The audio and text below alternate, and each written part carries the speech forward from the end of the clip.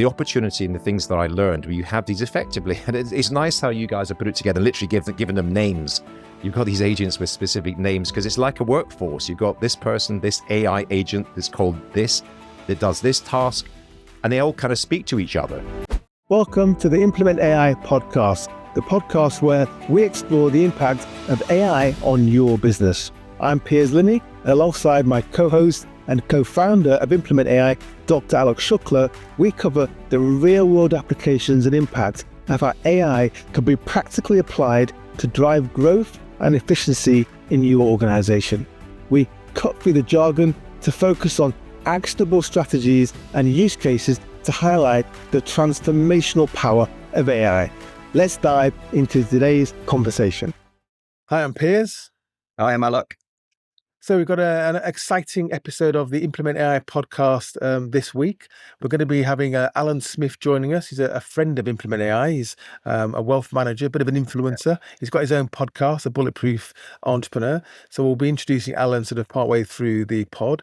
And we're going to focus this week on the AI-assisted era, which is what we used to call this podcast, in terms of where are we, and also talk about our event, because Aalok and I have been all over the place. So I'm in London. I'm going to do a big shout out to Squire Patton Boggs, our lawyers, because they lent us their fantastic premises in Moorgate in London for our event. B, because I left my laptop at the event and now I'm back there in the office. They've now lent me a room to come and record the podcast. So thank you, Squire Patton Boggs. And then I jetted off to Rome to spend the weekend with my mum. I don't even know where you are. I'm in Dublin. You're in Dublin. I was presenting at a managed service providers conference yesterday for like a group of MSP leaders in Dublin. It was fantastic. Basically. It's quite interesting that, because my background is managed services, really, cloud and various other things. And I think huge we're not quite there yet, but next year though, there's conversations to have. But I think eventually we are going to build a reseller layer above our platform for the managed services sector. So that's going to be quite interesting. And we were discussing yesterday, like when IT moves from one department to the whole organization, that's the opportunity, right? And there's like the three, and I had a brilliant dinner with some amazing people that like built and sold, roll-ups and stuff like that of MSPs. And they were saying that like the trinity is basically selling their, IT services, but then also digital transformation and also cybersecurity. And so, digital transformation is agentification, basically, right? So absolutely fantastic. My view is, and I could be wrong if you're an MSP listening or watching our podcast, is that, some are still struggling with cloud. So AI is moving a lot faster. So I think the MSPs and the tech service providers, tech consultancies that grasp this first early and run with it, they're going to get way ahead of the competition. So let's watch this space. So let's talk about we're going to base it kind of around our event, and then we'll introduce Alan. So we did another event a couple of weeks ago when you were watching or listening to this podcast, and it was called Your Future Digital Workforce. We did one earlier in the year, but things have moved on massively. So we'll talk about the AIOS, our operating system, what that does, why it looks like it does, and what the features and benefits are. But really, yeah, we did a big update, didn't we, on the kind of the AI-assisted era. So when we started this podcast, it was called the AI-assisted organization podcast. Bit of a mouthful. Much prefer the Implement AI podcast.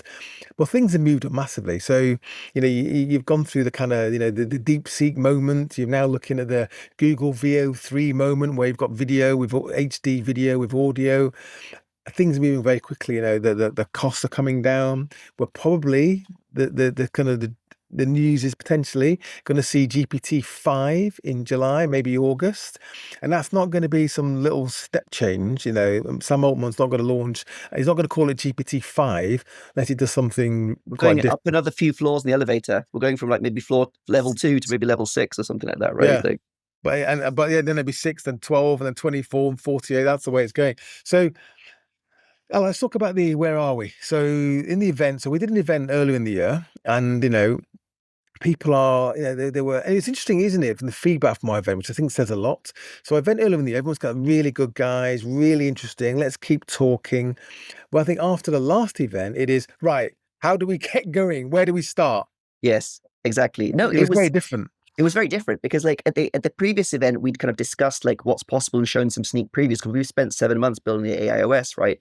But then this one, I was showing in detail. Like, I mean, this was a 3-hour deep dive, and I was expecting most people to like drop out after half of it, but they pretty much all stayed for the whole more thing. stayed as a percentage. People got about 100 people to them. It was amazing. It was a Friday. It On a was Friday, sunny. I was on a amazed. sunny day in And London. it was like 27 degrees, right?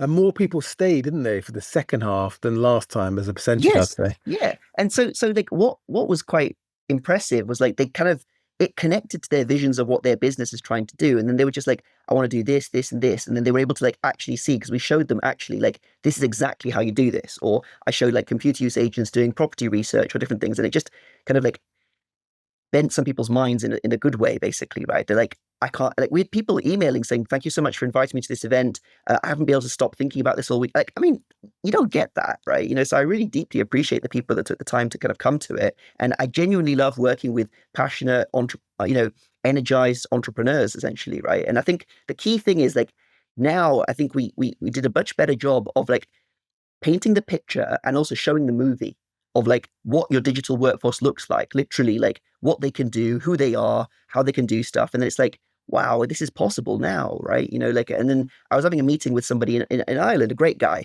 and we'd spoken to him 2 years ago. When I was showing him some of the stuff on my laptop, he was like almost looking at me in disbelief, saying, "This is incredible." I think that's the big difference, isn't it? Is that there's a lot of noise. We always say you've got the kind of noise, the PR frontier, you've got the technological frontier, then the operational frontier. We kind of play in the operational frontier. But the technological frontier, that jagged one, is becoming operational, reliable and deployable and dependable very, very quickly. And that's what we do. And I think what people are realizing now is that, two things. One, sitting on your hands is probably a dangerous game, just in case you do completely miss the boat, because in our view, you will. And secondly, I think people are now beginning to understand, especially because we can show them now that this technology works. And we are the ones that, have to go through the pain of making sure it does work, because, some of this it's not deterministic, is it? It's probabilistic. So making it do what you want to do isn't as easy as people think it is. So I think that's changing. There was an interesting paper I was reading on LinkedIn from Andreessen Horowitz about where AI is. And they were saying that, the people that are actually really getting into the nitty-gritty of making it work and make it dependable, they are the suppliers that companies are going with, and that's what we're seeing. So I think there's two things, there's two drivers. One is people realize they've got to do something, and B, they think they can do something now with something which actually makes a difference. Was completely focused on driving revenue, increasing capacity, or transforming your customer experience. And we showed like material like possibilities, like not small incremental things, like things that would make a huge difference. And the opportunity for business owners the next 2 to 3 years is build the most valuable and most AI driven, the most AI first version of their business, which then unlocks the most enterprise value. And then it means that you then have the best opportunity for selling, acquiring, whatever you want. But it's almost like a turbo boost. Like if you think about we're in a race and suddenly like the starting gun went, and everyone else is sitting in their car just listening to the radio, and you turn on the nitros, basically, right? Like, and you've got like a good 6 months, 7 months, 8 months, like they can't catch you. You understand, right? So the point is like, this is the opportunity. There's some years where like, there's some times where like, in 10 years, 1 year of change happens. And there's some times where in 1 year, 10 years of change happens, and we're in that thing. So, and all the people in that room were excited, and that is just amazing. You understand? It's quite interesting. We're going to have Alan on the show a little bit later into it, and he's been on that journey, isn't he, as well? So he was with us 2 years ago, doing the first events with us. He invited along some of his financial services network. So that was a great event, but it was 2 years ago, and he was sort of sitting on his hands a little bit, thinking about this, looking at it, and then you had the vertical AI, which can be, they have their place. They're growing very quickly, some of them.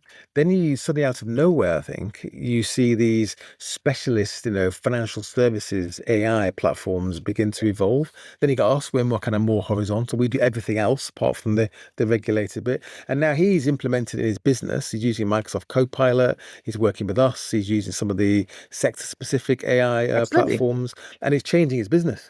And that's the approach to take. You have to be a practitioner. You've got to use different things. And there's no just one thing fits everything, right? The point is like, and I think what's quite interesting is like there's things that you can do to like improve your kind of productivity and a workflow, but there's also things you can kind of do around it to kind of improve your deal flow for your business and stuff like that, right? And there's also things you can do to transform the experience to make people want to deal with you more. So there's different ways you can work, inside the business and then on the business to, externally face it. There's huge opportunities. I think, and also the difference was the event this time, I think, the sort of the mood music, I think, was again, people were there to find, they weren't in the first event, they were kind of there to learn about AI. And I think, yeah, it was curiosity, wasn't it? I think now people were there to learn how to implement and deploy AI, which is completely different. Yeah, no, exactly. And as I say, like, within that, we covered so much detail. Like, if you think about, like, in 3 hours, like, how many examples, how many sectors, people were there from health, from transport, from, retail, manufacturing, professional services, financial services, property services. Like, where else can you get all those kind of people in a place, and yet the same education as well? And yet they all found use cases that were material for them, basically, right? Like, that's the power, basically. Because when you talk about, like, the combination of AI agent teams and, the agentic CRM, where all the data and the insights come from within there, and then agentic Well, tasking. don't ruin it. Let's come on to that. Yeah, So we'll talk about, if you're new to our podcast, it's the Implement AI podcast. Please share. Please leave us a review. It's really important, especially on Apple. We're trying to grow the podcast. share it. Go on our website, go to our resources center. You can download our white papers. You can download our services overview.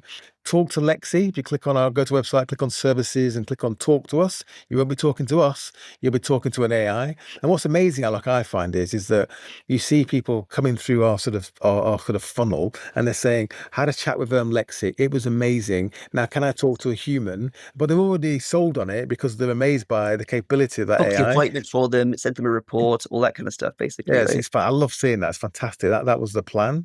But let's introduce Alan. So really happy to have Alan on the podcast. Alan's he's a friend of Implement AI. In fact, I think we did our first event with Alan like two years ago almost, when we dragged lots of wealth managers into a room. So a bit about Alan. Alan has his own business. He used to work for one of the big wealth managers called Capital, and his wealth management firm focuses on supporting especially entrepreneurs to manage their finances. He's got particular views on the industry, which I'm sure you might want to mention as well. And he's also the host of the Bulletproof Entrepreneur podcast, which Aalok and I have both appeared on now. And he's a bit of a wealth management influencer. Mega influencer. We can call him that. Oh, God. It's a real friend of Implement AI, Alan. It's great to have you on the show. And more importantly, you attended our first event earlier this year, and then the event we did last week. So it'll be quite interesting to hear your views on that. But welcome to the Implement AI podcast. Thank you very much, Piers. Great to be here. Good to see you both. And yeah, absolutely, friend of Implement AI, and was kind of so speaking with you guys certainly from the very early days, almost from when this was an idea in your minds, and then you've obviously turned it into a successful enterprise. We had no idea at that point. we were kind of just paddling into the wave, weren't we? Really? Yeah. Known you guys along that journey, and I was just thinking, because it was 2 years and time flies, and 2 years in the world of AI is like 10 years or 20 years in kind of pre-AI world, because the speed at which things have been moving. And I've been obviously tracking you guys and keeping engaged with you guys. And I was really pleased to be at the event just a few days ago, because that was a real kind of, update as to what is going on and what the next 6 to 12 months is going to look like. So yeah, great to be here. Thanks for having me on the pod. So Alan, share your experience there, because you're an entrepreneur, you work with entrepreneurs, you've seen AI implemented and evolve in your industry as well, because we're going to talk about in the pod today as well. We talked about vertical AI versus sector-specific AI, plus what we do, which is more horizontal. So really just share your view of how AI has impacted your industry. Well, yeah, I mean, it's very interesting. I remember the day, it was kind of very early January, and it was just 2 years ago, really, when I kind of woke up and I started hearing about AI. As we know, has been around for a long time. But in terms of kind of mainstream, from people like me who are fundamentally non-techie, to see this thing called ChatGPT and then start playing around with the thing, wow. And I immediately just thought, wow, the implications of this. I work in financial services. It's all about numbers. It's also about the written word and communication. It's about communication and even using visuals and a bunch of other things there. And I immediately thought, wow, this is going to have a huge impact in my own sector, in my business, and in my own business, hence engaging with you guys. My experience is everything sort of went off at a crazy pace earlier on. Everyone got excited about using these various LLMs and various tools. And of course, OpenAI and ChatGPT was issuing and updating and upgrading on a regular basis. And then you had, Google and dozens of different, there's a sense of overwhelm at the speed at which things were moving. So there was that initial kind of spike of interest and activity. And frankly, I think there was a leveling off of that, because people were saying, well, all right, this is great, but it's helping me, write a blog or post on LinkedIn. But what are the practical applications? And I think there was a period where things slowed down a bit. And then we had, as you alluded to, Piers, you had the evolution quite quickly of verticals, effectively. So organizations that were very specifically targeting my profession, my industry, and we had a bunch of startups just come out of nowhere. And yeah, I have been quite prominent in talking about this, and I've spoken at events and various other things. So people reach out to me and say, "Would you like to sort of test this product and this services?" So we as a business, one thing I think, businesses, smaller businesses like mine, which are able to be dynamic and don't have to go through 17 layers of committees and management stuff, we can make decisions pretty quickly. So we were all for trialing and testing a bunch of different, tools and techniques, which we've done.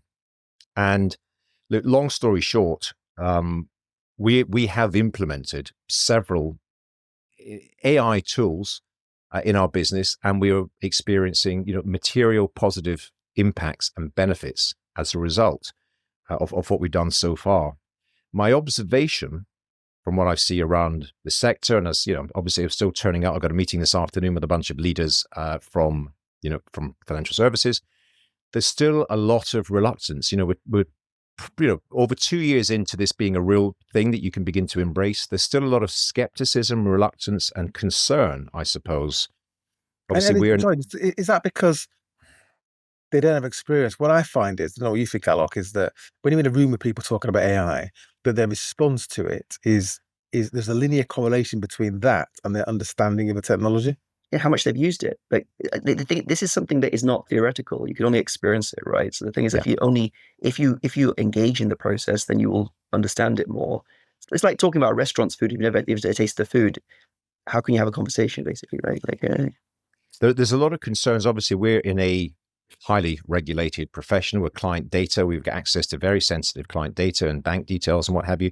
So there's a lot of concern around that. Where's this data ending up? And of course, that's an important thing to get right. And what I would say, and again, I remember having a conversation with you, Aalok, really early on and saying, right, this sounds good. What do we literally do tomorrow? What do we actually do? And you were telling me about, policies and procedures. Understand, what's acceptable, what's not, where is data stored, and just make sure you undertake. I mean, to be fair, none of this has really changed. We've always had data protection law in place. There's nothing dramatically different, but you might need to do a little bit of extra diligence on, if you are using third-party AI tools, to be absolutely crystal clear as to where data lands, what the security implications are of that. But it's, it's not an impossible barrier to get over once you've done that work. What we found in your industry, which was quite frustrating at times, actually, is you got the regulated aspect of it, and we don't tend to focus on the regulated part of businesses. We kind of do everything else. But what was interesting, though, is we looked at this framework on the podcast a couple of weeks ago about variability, velocity, and kind of value.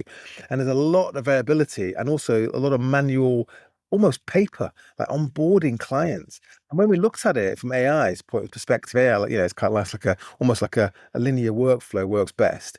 And it was like paper documents, you're waiting for faxes even. And it was actually quite hard to automate it. Yeah, it's quite hard to automate it because there's so much going on. And a lot of wealth managers said to us, we don't want to grow because of the back office, the ops side of things is too much of a headache, which is quite tragic. Yeah, I mean, unfortunately, that is the situation.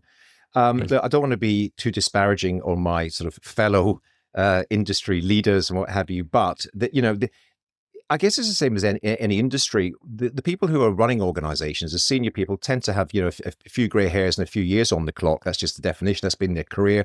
They've achieved the kind of board level, C-suite status.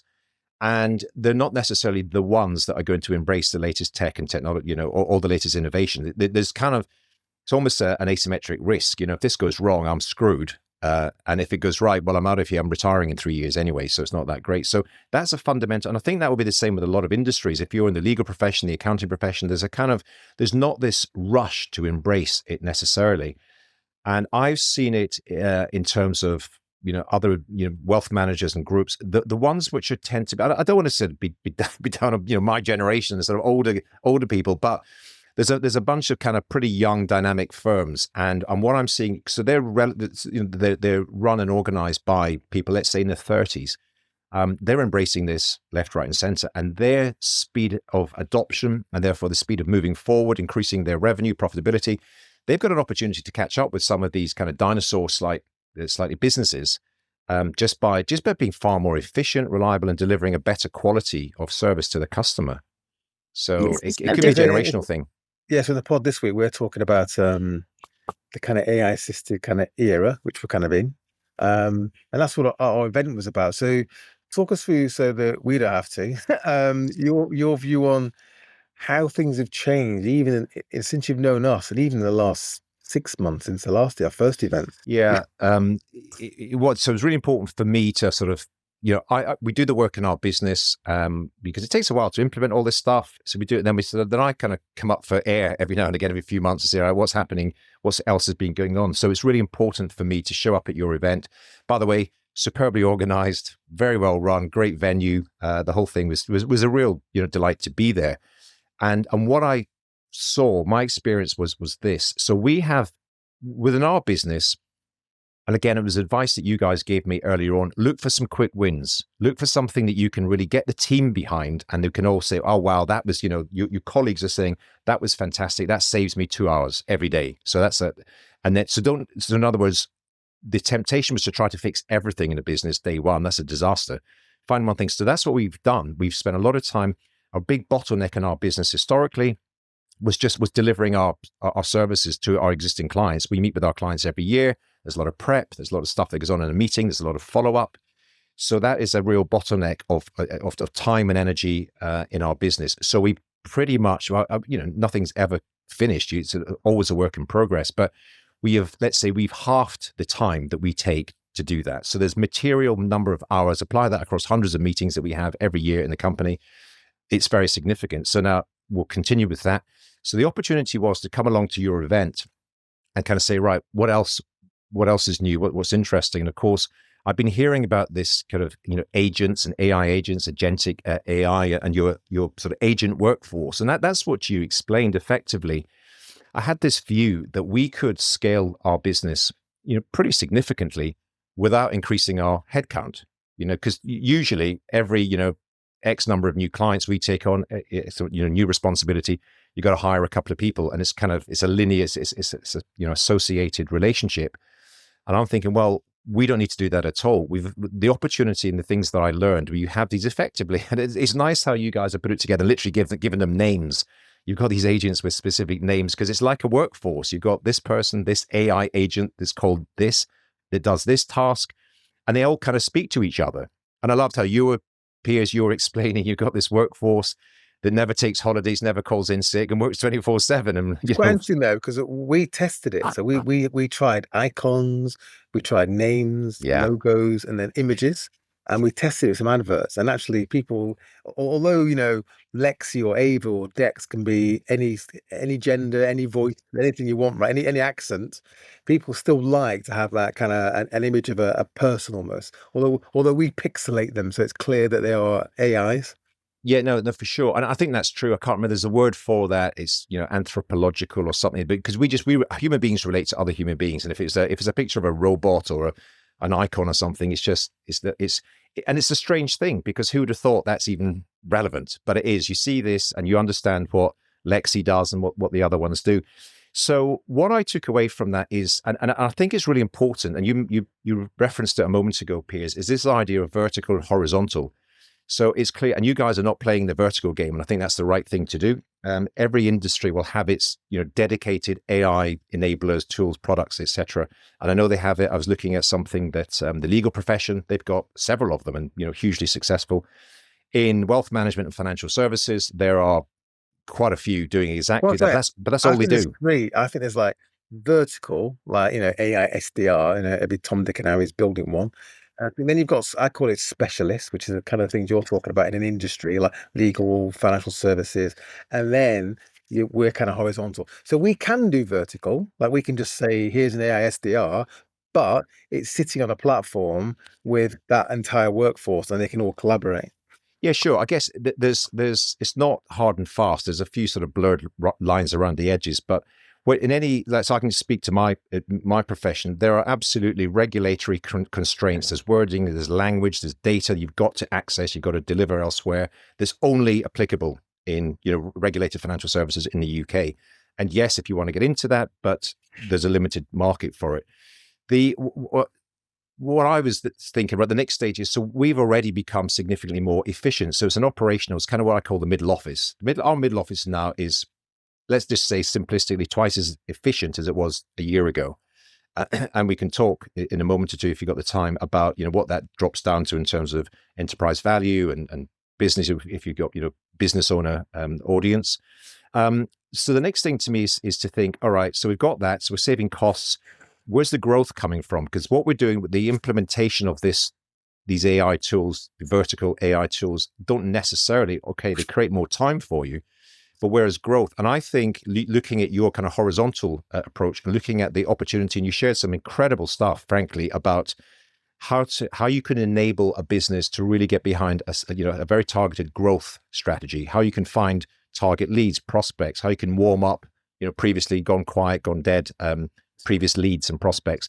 So that's effectively the next phase for us as a business, really creating a very, very robust new client, new business pipeline, new lead generation, and offering a much richer experience than we've ever been able to do before by enabling, and forgive me, I can't remember the actual names, it was Lexi or the other ones, but you've got a bunch of these kind of AI agents which can act like, the way I just saw it, this is how I translate things in my mind.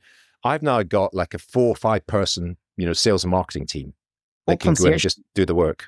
Or concierge team that you can take the time to understand people, personalize, know exactly what their goals and objectives are, because you deal with people that successfully selling their business or planning to sell their business and impact on family. So, they connect with you because they understand that you get them, basically, right? And you talk a lot about life after selling a business, or you got incredible advice on your podcast about many successful people have maximized the value of their business. So the whole point, the more you can kind of connect with them emotionally, I always say the psychology is greater than the technology, basically, right? So if you can say understand the questions about what their goals are, what their objectives, then maybe they get a personalized video or note or anything like that, which is we're looking forward to getting you, or at the time when it's ready for you, we can do this. All of that stuff, basically scale your care, essentially, isn't it? Right?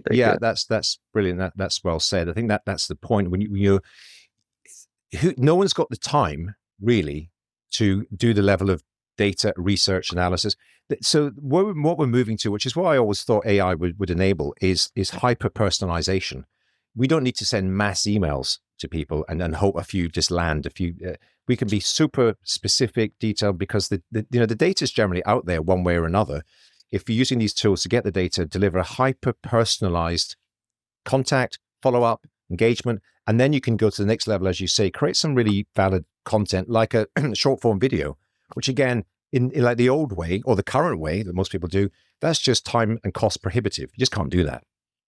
So for me anyway, I mean, there was a lot of other things that you talked about. For the purpose of this conversation, I just got excited about the opportunity to really drive growth in the business whilst we're continuing to improve our sort of operational efficiency, minimize costs. So theoretically, long story short, this is where we end up. And Aalok, I do recall our early conversations, because I was just saying, yeah, this sounds good, but what does it mean? And you and I broke down, because you were the AI expert and I was the expert on how to run a financial planning company.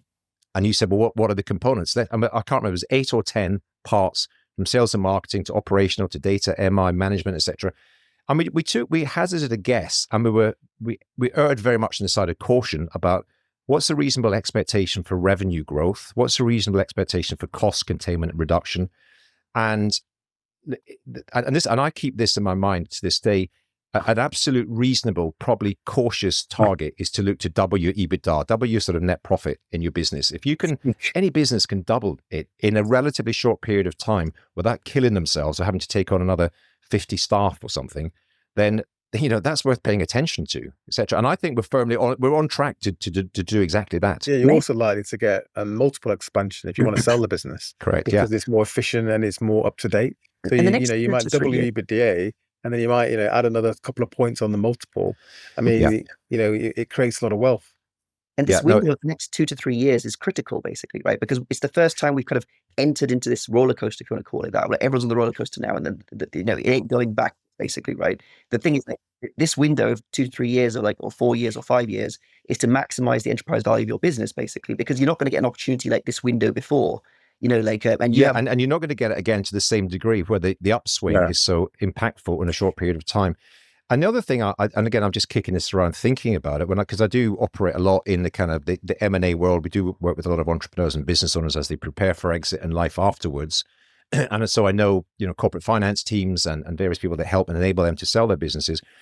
There is clearly an opportunity now for a lot of, traditional roll-ups where you can buy it. If in my firm, if we can absolutely nail this technology from sort of soup to nuts all the way through vertical, horizontal, we build a flywheel that you can deploy that, go and buy other firms who are using, current technology, which we'll now call data technology, and just sort of plug this flywheel into them. You just need a book of business, basically, isn't it, right? That's all you want. The upside is quite significant. So that's what I'm doing right now, is effectively creating the model which is proven, and I've got the data to back it up and say, this was our revenue, this was our profits, we implemented all these things over 2 years, let's say, and now here's our numbers now. So that's a valuable thing, and apply that to any sector, to legal, medical, accounting, anything. So we talk about this pod about the AIOS, right, which is our platform, and the operating system part of it. The way I look at it is that once that's working, you almost install that in the targets, which makes them grow faster, makes them more cost efficient, which again, it reduces risk and creates more value as well. So that's the idea. I think in M&A, also in franchising, there's an opportunity to optimize your model using AI and then install it in your franchisees or your target acquisition. Yeah, or even attract advisors who have their own book of business that kind of become part of your thing. There's all sorts of ways you can kind of expand it in creative ways. There's lots of benefits, and as you alluded to earlier on, Piers, when you've spoken to other firms, and it's a very kind of data heavy, and there's still, unfortunately, there is a lot of paper. There's certainly a lot of PDFs and things, and they just get pinged around, and a lot of Excel and spreadsheets. And I don't know about you. Well, maybe some people do go into a profession to do exactly that. I've always disliked that. It's always the boring, the dull part of the job. And compliance is a necessary thing to do. We want to be as compliant and robust as possible. But who likes sitting there filling in 50-page forms for compliance consultants and returns and reports?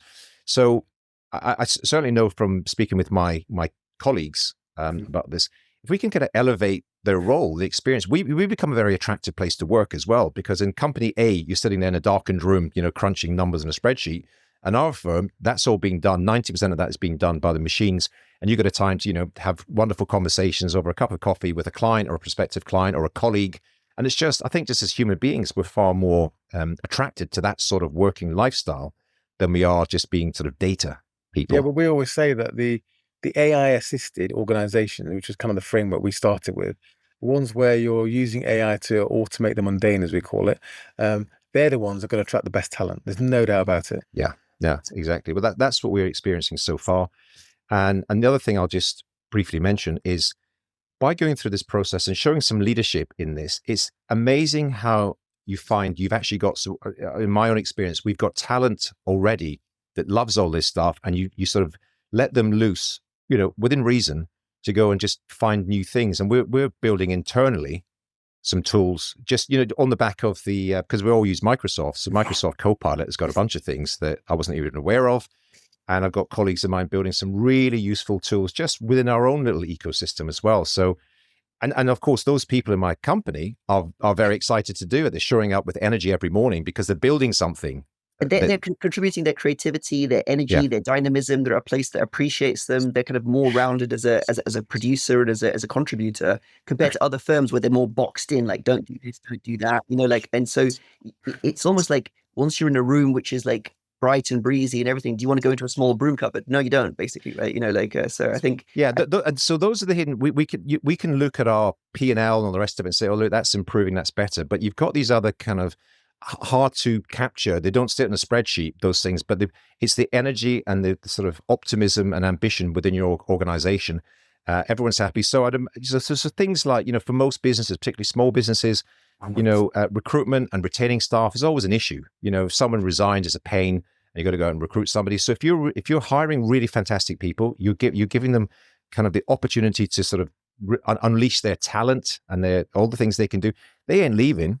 Hopefully they're not going to. And of course, other people want to come and join you. And historically, I've had to, pay. Well, we all have done pay recruitment consultants. No disrespect to recruitment consultants, but they're not cheap.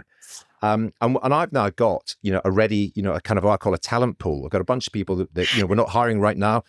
But if we are going to hire other people, I don't need to pay 20% of salary to go and find them, because I've got people who just are really keen to come and work with us, because we've created this platform and it's just a great place to work and operate. Social media presence, you contribute your thought leadership, you share your examples. So you're demonstrating all of that, and then it just becomes more magnetic, isn't it? Right. And I think you just like powering that flywheel. You even did some big changes, like you changed your kind of office. You now got like everything. You really leaned into everything. So it's really super impressive, Alan, what you've done. Well, I think Alan, so probably have to wind it up here, but I think you're a great example of somebody that, again, with us, we started talking about AI, 2 years ago, and it was all quite nascent. And I think you've kind of embraced it, thought about it, suffered some of the pain as well, but you're at the point where it's making a material difference to your business. So hopefully we'll be doing another event, probably not this year, maybe late this year, early next year, and we'll invite you along again and see where we get to by then. I'm sure it's all going to evolve even further then. So thanks for joining us today.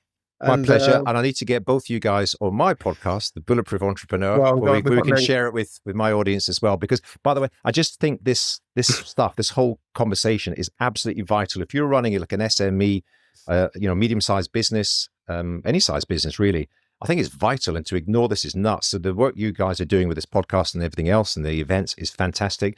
And I'd love to share that with some of my community as well. So we'll get you on my pod later in the year. Yeah, do listen to Alan's pod, Bulletproof Entrepreneur. It's amazing. No, genuinely, it's an amazing resource. Like, and it's got like so many examples of like how to get the maximum value for your business. Different trials and tribulations, and it's fantastic. So very wonderful. good. Thanks, gentlemen. Thanks so much. Really appreciate it. Take care. Bye bye. Right, so let's move on to the AIOS. So again, this is something that we've developed over probably 7 months. We wanted it to take 6, took 7, as it always does. But we're kind of there now and we're rolling it out. And this is something we kind of soft launch our event, really.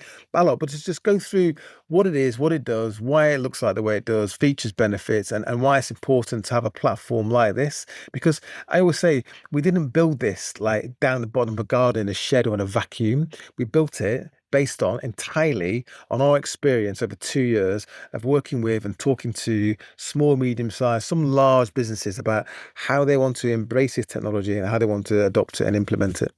Okay, so let's talk about the AI operating system that we've built from Implement AI. So in the AI era, you need to have 2 types of workforce.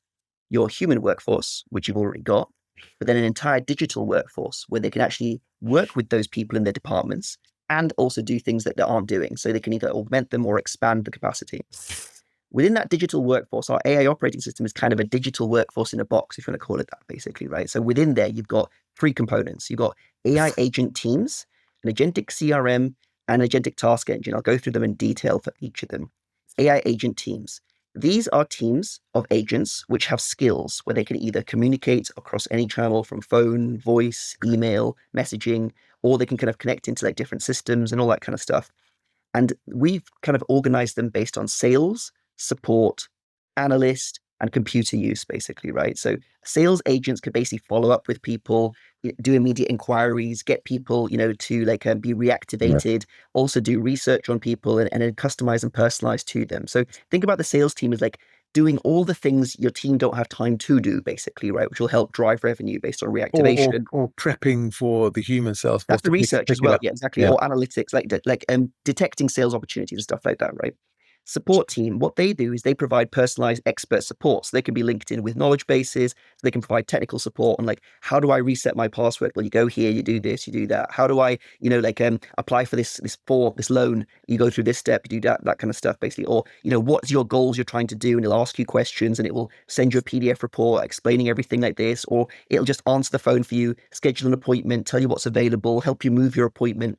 Whatever you want in terms of like offering support and triage, it can do that in that way, basically. Right. And then you've also then got like your analyst team. What that can do is it can analyze, let's say, phone calls, spot missed sales opportunities, also spot customer service opportunities, spot cancellation opportunities, and then also give you insights into like how well, questions are answered, what objections people have got, and also the dimensions of scoring from your team. You can also do that based on prescriptions to identify different insights or opportunities from that, even CVs and different things like that.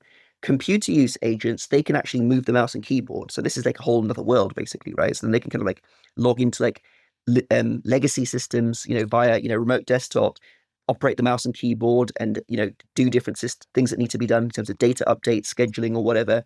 Or they can do, for example, mass research. They can open up 20 browsers and then do property research on Rightmove and Zoopla and stuff like that in parallel, fill out spreadsheets, and then do analysis on those things. So all of these, if you think about it, the agents have almost like, let's call it tentacles, basically, right? So it means that it's got a large surface area of things that it could connect with and actually help you operate and do stuff with, basically. Then we've got the Agentic CRM underneath it. What this does is any insights from those communications, it comes into it. So for example, let's just say someone did a phone call and said, I'm busy now, can you call me back in next week at 2 p.m? It would log that and it could actually schedule that, basically, right? Or in 3 months. Exactly. Or they say, actually, I haven't got time to speak on the phone, send me an email. With our agentic decision-making module, you can then understand that and it could then send the email. Again, we train it how to send the email, what the formatting and all that kind of stuff is. So these aren't freestyle, it's all controlled, basically, right? So what that then does is it means you get all of your opportunities, because the key is not the data. The key is the action you can do from the data, basically. And then you can start doing very interesting things where you can actually identify through all your customers and then do enrichment on your customers, for example. So, I mean, we don't have scope to talk about policy, governance, and guidance and stuff like that. We cover all those things otherwise. But for example, you could then enrich on your customers' websites.